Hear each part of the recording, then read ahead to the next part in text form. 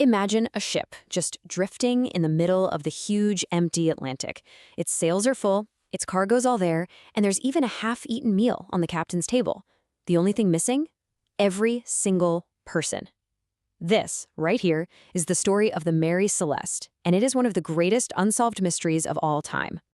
So, picture this. It's December 1872. You're a sailor on a ship called the Dei Gratia, cutting through the Atlantic. And through the fog, you spot another ship. But something is just off. Its sails are ripped up, it's sailing erratically, like no one's at the helm, and it's not responding to any of your signals. It's basically a ghost ship just being pushed around by the waves. That ship was the Mary Celeste. It had left port only a month earlier. Totally fine. But when the crew from the Dei Gratia finally climbed aboard, they weren't greeted by sailors. They were met with this spooky, eerie silence. The only question hanging in the air was the one we're still asking today. What that boarding party found wasn't a scene of some horrible disaster. No, it was something much, much weirder. It was a scene of sudden, totally inexplicable absence. So, first things first, they checked out the ship itself. Was it sinking? Battered by a storm? Nope. The Mary Celeste was completely seaworthy. Yeah, there was some water down in the holds, but nothing a ship that size couldn't handle. It was actually in pretty good shape. Okay, so what about the cargo? I mean, this was a merchant ship, right? It was carrying over 1,700 barrels of industrial alcohol. That's a ton of money, a perfect reason for pirates to attack, don't you think? But here's the thing. The cargo was almost completely undisturbed, just sitting there in the hold. The whole thing just got stranger and stranger when they went below deck. All the personal stuff belonging to the captain, his wife, their little girl, and the crew, it was all still there. Clothes, valuables, enough food to last for months. It was like they all just stood up, walked away for a minute, and just never came back. And yet, the most important piece of the puzzle was missing. Every single person, all 10 souls who had set sail from New York, had vanished. No bodies, no sign of a fight, just an empty ship, adrift on the open ocean. To even start to figure this out, we have to go back to the beginning of the voyage. This wasn't some curse expedition. It was supposed to be a totally routine trip with a very experienced captain and his family along for the ride.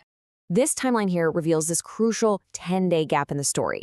So the ship leaves New York on November 7th. The last entry in the ship's log is completely normal, written on the morning of November 25th, but the ship isn't found until December 4th. For 10 days, the Mary Celeste was sailing blind. Whatever happened, happened in that window. And let's not forget who we're talking about. This wasn't just some anonymous crew. This was Captain Benjamin Briggs, a really well-respected captain. His wife, Sarah, their 2-year-old daughter, Sophia, and 7 experienced sailors. 10 people sailing across the Atlantic with a cargo that was, pretty volatile. The only clues we have were on the ship itself. But instead of giving any answers, what the crew of the Dei Gratia found was just a whole bunch of contradictions that honestly just make the whole mystery even deeper. The ship's logbook. This is our last solid piece of information. The final entry on November 25th notes the ship's position, says nothing about any storms or problems. Everything was perfectly normal. And then just silence. 10 straight days of it. Just try to make sense of these clues. One lifeboat is missing, which suggests they evacuated in an orderly way. But why would you leave a perfectly good ship? The captain's super important navigational tools were gone, but his sword was just left there untouched. 9 barrels of that flammable alcohol were empty, but there wasn't a single scorch mark or sign of an explosion. It just doesn't add up.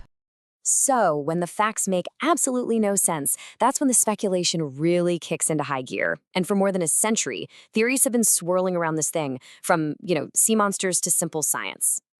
Now, before we get into the more logical theories, you have to know that this ship had a bit of a reputation. Some old stories say it had a history of little accidents, which led to all these tales about it being a cursed ship. People imagined everything from giant squid attacks to alien abductions. And while those stories are fun, investigators, of course, focused on things that were a little more down to earth. So 3 main theories really came to the surface, and honestly, each one is compelling, but each one is also deeply flawed. Foul play? I mean, the crew that found it could claim a big reward, right? But that theory falls apart when you remember there were 0 signs of a struggle. Okay, what about fear of an alcohol explosion? That could explain why they jump in a lifeboat in a hurry. But where's the proof of any explosion? Not a single scorch mark. And a freak storm? Maybe, but the ship was fine, and the logbook only mentioned good weather. Every theory gets you close, but that one key piece is always missing. So after all the investigations, all of the theories, all of the books and documentaries, we're left exactly where we started. The fate of those 10 people aboard the Mary Celeste remains one of history's biggest, most unsettling mysteries. I mean, after all this time, we have nothing. Absolutely nothing. No bodies were ever found. That lifeboat was never seen again. All we have is an empty ship and a story that just stops cold, right in the middle of the Atlantic. In the end, you can look at the evidence in so many different ways. Did they panic and abandon ship only to get lost at sea in that tiny lifeboat? Was it a mutiny that left no trace? Or something else we can't even imagine? The story is a blank page, really, and it leaves all of us to wonder. So, what do you think happened?